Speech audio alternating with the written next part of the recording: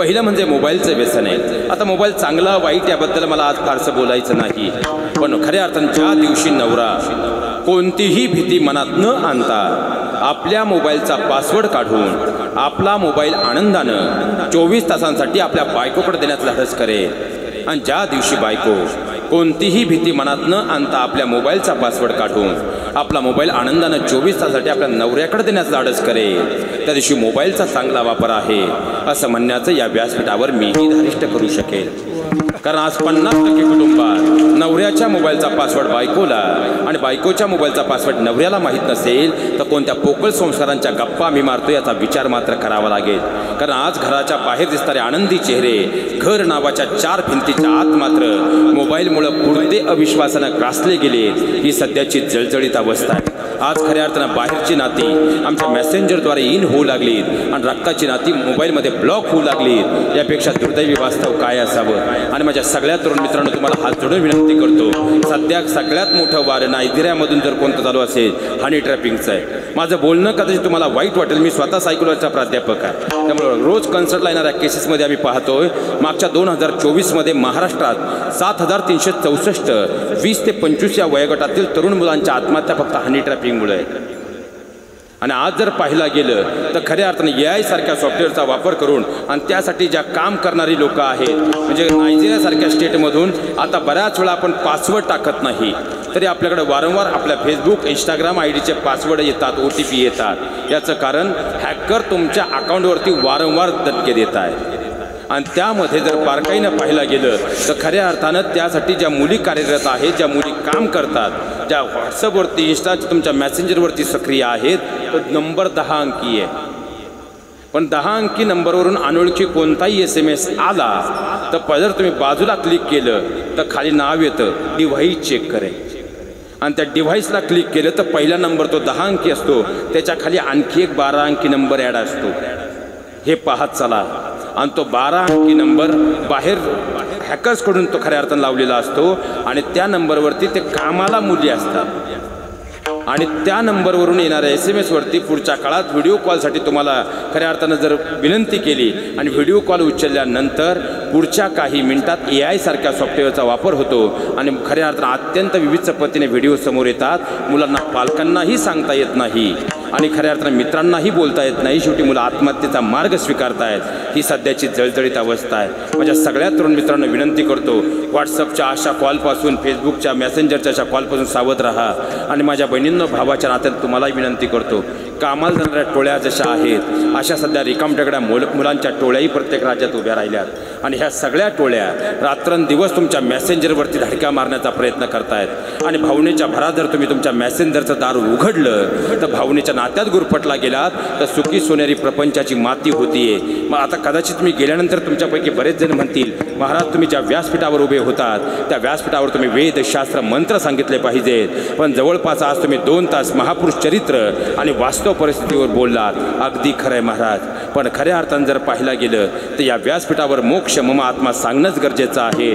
पण विमानात बसायची आपली तयारी आणि प्रपंचातून परमार्थ साधायचा असेल तर पहिला प्रपंच सुरळीत करून घ्यावा लागेल. याचं कारण आहे, आता जे मी बोलतोय ना महाराज, हे तुम्हालाही माहिती आहे. फक्त बोलायचं धारिष्ट आणि त्यावर विचार करण्याचं धारिष्ट आपल्यात नाही. माझं सोडून द्या हो, अजून 10 मिनिटानंतर माझं ठरलेलं मानधन घेऊन मी इथून जाणार आहे. उद्या तुमच्या कुटुंबावर वाईट वेळ आली त्याचा परिणाम माझ्यापर्यंत काहीच येणार नाही. पण जी लोक आज तुमच्या सोबतीला आहेत, उद्या तुमच्या कुटुंबावर वाईट वेळ आली, हसायला सुद्धा आपलीच लोक असणार आहेत. हे जीवनात कधी विसरू नका, एवढी मात्र विनंती करतो. या मोबाईलच्या क्षणिक मोहजाळामध्ये आयुष्याची माती करू नका. दुसरा महत्त्वाचं व्यसन प्रेमाचं व्यसन आहे. प्रेम करू नये या वाताचा मी नाही, पण खऱ्या अर्थानं प्रेम करण्यापूर्वी स्वतःला सेटल करण्याकडे लक्ष द्या. कारण खऱ्या अर्थानं जर नको त्या वयामध्ये प्रेमाच्या नाहक आकर्षणाच्या मोहजाळात पडलात तर आयुष्याची माती होते आणि वयाच्या 35 नंतर प्रश्न पडतो, आपण आयुष्यात काय कमवलं. आणि सगळे शेतकरी आहात, हात जोडून तुम्हाला नम्रतेची विनंती आहे, बचत गट फक्त आयफोन घेण्यासाठी करू नका. बचत गटातून जर तुम्ही व्यवसाय उभे केलेत आणि खऱ्या अर्थानं आता साताऱ्याची बाजारपेठ मोठी आहे, मुंबई पुणे आणि इथं खऱ्या अर्थानं आपल्या कमिटीला एक विनंती करतो, बाबा काल्याचं कीर्तन झालं, 2 रुपये खऱ्या अर्थानं वर्गणी जास्त काढा आणि वर्गणी सगळे देत चाला. कारण देवधर्माच्या कार्याला आपण आपली माणसं कमी पडतो ना आपण इतर धर्मांना दोष देतो. पण जेव्हा खऱ्या अर्थानं धर्मासाठी कार्य करायची वेळ येते तेव्हा आपणच कमी पडतो, हे सुद्धा वास्तव आहे. खऱ्या अर्थानं त्या वर्गणीतली एक रक्कम तुम्ही काल्या झाल्यानंतर गावातली जेवढी तरुण मुलं आहेत यांच्यासाठी एक बस घ्या आणि त्या बसमध्ये यांना मुंबई पुण्यातले सगळे मोठमोठे मॉल फिरून आणा. जो भाजीपाला बाजारभाव नसल्यानंतर आपण पिझ्झा फेकून देतो ना, ड्रायरचा वापर करून आज अंबानीसारखी माणसं ग्रॅममध्ये तो विकतायत. आणि जर आपण प्रक्रिया उद्योग इथं उभे करू शकलो, एक बचत गट इथं खऱ्या अर्थानं घेणारा असेल आणि दुसरा बचत गट पुण्या मुंबई जाऊन विकणारा निर्माण झाला किंवा इकडं साताऱ्यात विकणारा निर्माण झाला, तुम्हाला बाजारपेठ शोधायची गरज नाही. बाजारपेठेतली माणसं तुमच्यापर्यंत आल्याशिवाय राहणार नाही. हे सगळ्यात मोठं वास्तव आहे. आणि सगळ्यात महत्त्वाची, बँका कर्ज देत नाही, आम्हाला व्यवसाय करायचा आहे म्हणून रडायचं सोडा. जहाना पोहोचे रेलगाडी, वहा पोहोचे मारवाडी, पहिल्यापासूनची म्हणे. खऱ्या अर्थानं मारवाडी सगळ्यात 12वीच्या मुलाला अख्खा आयकराचा फॉर्म भरायचा कळतो. आपल्या पोरांना 35चे झालेत पण आयकरचा फॉर्म कसा असतो माहीत नाही.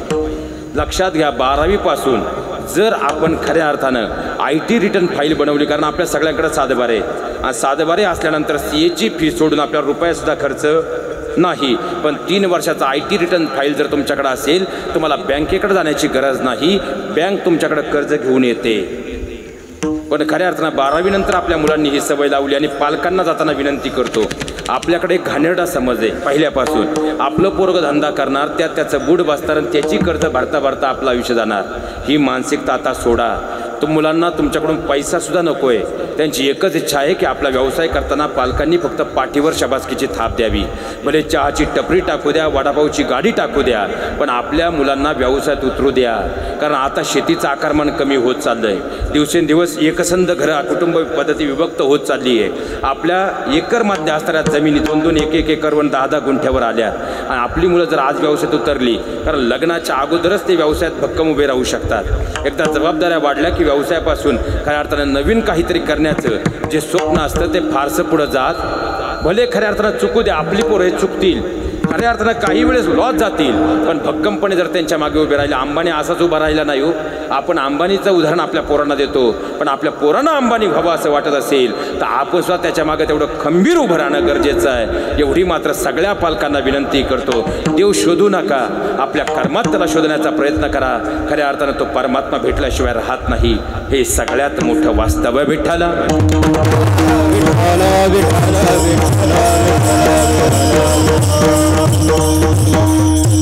आणि जाता जाता फक्त आता मात्र खऱ्या अर्थानं जाताना ज्यांना ज्यांना वाटतं की काल्याच्या दिवशी गोकुळातून येणारा परमात्मा आपल्या घर नावाच्या गोकुळामध्ये विराजमान व्हावा, त्याने एकदा जोरदार टाळी वाजवा. आणि जर तुम्हाला घराचं गोकुळ व्हावं असं वाटत असेल तर आज माझ्या बहिणींनो, भावाच्या नात्यानं मी तुमच्याकडे 5 वचनं मागून जाणार आहे. पण ही 5 वचनं तुम्ही मला देणार नाही, ही तुम्ही पंढरीच्या परमात्म्याला देणार आहात, ही तुम्ही बाबीर महाराजांना देणार आहात, ही खऱ्या अर्थानं जर पाहायला गेलं तर बाळूमामांना देणार आहात. ही वचनं तुम्ही पंढरीश परमात्म्याला, जगाच्या मालकाला देणार आहात. त्यामुळे एक वेळ आजपासून हे वचन तुम्हाला पाळता आलं नाही तर खऱ्या अर्थानं वचन ऐकल्यानंतर टाळी वाजवायची नाही, कुठलीही जबरदस्ती नाही. आणि आजपासून शेवटच्या श्वासापर्यंत हे वचन पाळणार असाल तर वचन ऐकल्यानंतर तुम्ही टाळी वाजवायची. फक्त इथं खोटं चालत नाही तर मग परमात्म्याच्या नशिबाची चक्र कशी फिरतील भरोसा. मागू तुम्ही हा म्हणले तर मागणार. महिला पुरुष मंडळी शांत, फक्त महिला मंडळ ज्यांना वाटतं महाराज ही वचनं मागा त्यांनी एकदा जोरदार टाळी वाजवा. थांबा थांबा थांबा, यांच्याबरोबर भांडताना जेवढा मोठा तुमचा आवाज असतो ना तेवढ्या मोठ्यानं वाजवा.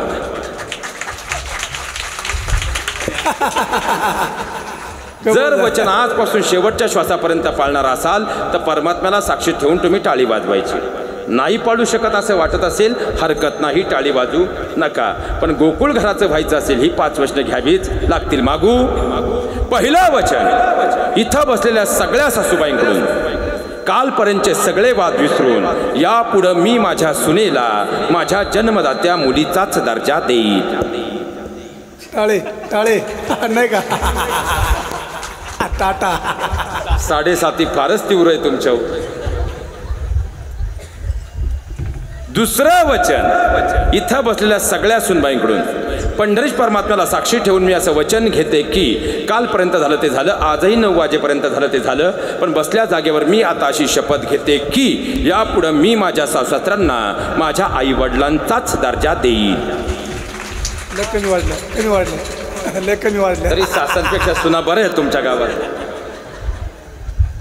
आता पुढं बसले त्यांना एकच टेन्शन आलंय, आपण का पुढं बसलो, आणि मागे बसले त्यांना एकच बरं वाटलं आपण अंधारात बसलो, पण परमात्मा अंधारात पहिलं पाहतो हे विसरू. तिसरं वचन, आजपासून आमच्या घरातील भांड्याचा आणि भांडणाचा आवाज चुकूनही घराच्या उंबऱ्याच्या बाहेर येणार नाही. मला आज कळलं स्टीलचं मार्केट एवढं का वाढलं. चौथं वचन, आजपासून मी माझ्या नवऱ्याच्या त्याच्या भावाच्या नात्यात, मी माझ्या नवऱ्याच्या त्याच्या बहिणीच्या नात्यात परमात्म्याला स्मरून वचन घेते, यापुढं मिठाचा खडा होणार नाही.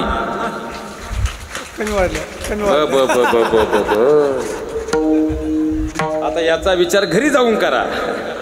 आणि शेवटचं 5वं वचन, खऱ्या अर्थानं भगवान परमात्म्याला स्मरून, राष्ट्रसंत बाळूमामांना स्मरून, खऱ्या अर्थानं कुलदेवीन कुलदेवतेला स्मरून बसल्या जागेवर मी परमात्म्याच्या चरणाला स्पर्श करून असं वचन घेते की यापुढं मला कितीही राग आला, यापुढं माझा कितीही संताप झाला, तरी आजपासून मी माझ्या नवऱ्यावर डोळे मोठे करणार नाहीच, पण आजपासून एकांतात सुद्धा मी माझ्या नवऱ्याला शेवटच्या श्वासापर्यंत एकही वाईट शब्द बोलणार नाही. आता या लग्न न झालेल्या बाळांनी वाजवल्यात म्हणून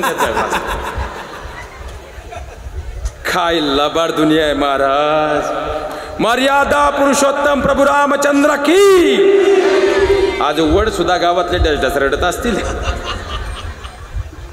आता 5 वर्ष पुरुष मंडळी तुमच्याकडे मागू, आपला असंच महाराज, जाता आता का होईना पण दूध का दूध पाणी का. पहिलं वचन, नियमाटी लागू. बायकोनं कितीही कान भरले तरी मरेपर्यंत मी माझ्या आईवडिलांना कधीच अंतर देणार नाही. वा. दुसरं वचन, माझ्या भावाचे माझे प्रॉपर्टीचे वाद असतील, आमची केस कोर्टात असेल हरकत नाही, पण गावात जर कधी एकमेकांना गरज पडली, भले नाही घरानं नाही चुलीनं, पण मनानं मात्र आम्ही नक्की एकत्र येऊच. तरुण पोरांनी बऱ्यापैकी वाजवल्या, पण जुनी माणसं काय जुने वाद सोडायला तयार. हात जोडून सगळ्या वयस्करांना विनंती करतो, मागच्या पिढ्यांपासून फुटवर बांधाचे वाद तुमच्याकडे आले आणि निम्म तुमचं आयुष्य त्या वादात गेलंय, आणि आपल्याला एक दिवस वैकुंठ धामला जायचंय, पण जाताना हे वाद संपून आपल्या पोरांना पुढचं ध्येय देऊन जायचं की या वादात अडकून जायचं, याचा विचार मात्र नक्की करा. भले 2 पाभार इकडचं तिकडं तिकडचं इकडं होईल, पण ते वाद मिटवा. पोरं तुमची शिक्षणानं पुढं जातील, आणि तेच वाद जर दिले तर आपल्या पोरांचं निम्म आयुष्य तहसील कचेरीत जाईल, हे जीवनात कधी विसरू नका. तिसरं वचन, माझ्या बहिणीला जेव्हा कधी माझी गरज पडेल, मी कुणाचंही न ऐकता तिच्यासाठी श्रीकृष्णांची भूमिका बजावेल.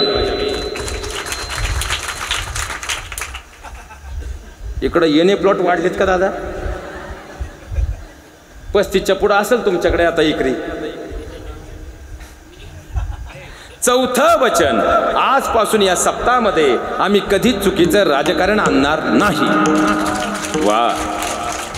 आणि शेवटचं वचन, कालपर्यंत झालं ते झालं, आजही 9 वाजेपर्यंत झालं ते झालं, पण बसल्या जागेवर परमात्म्याला स्मरून मी अशी शपथ घेतो की यापुढं मला कितीही राग आला, ह्यापुढं कितीही संताप झाला, तरी आजपासून शेवटपर्यंत मी माझ्या धर्मपत्नीवर कधीही हात उचलणार नाही.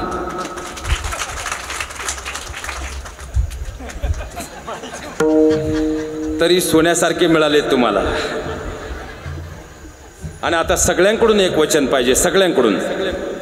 कमीत कमी काल्याच्या दिवसापर्यंत तरी आम्ही पवित्र अशी तुळशीची माळ धारण करू. अरे बाबा, आई त्यांनीच वाजवल्या का? हा जडून नम्रपणे विनंती करतो, आपलं आयुष्य एवढं सुंदर घडवा की खऱ्या अर्थानं एक दिवस हा देह जाणार आहे, कर्माभेद्य राहायला हवं.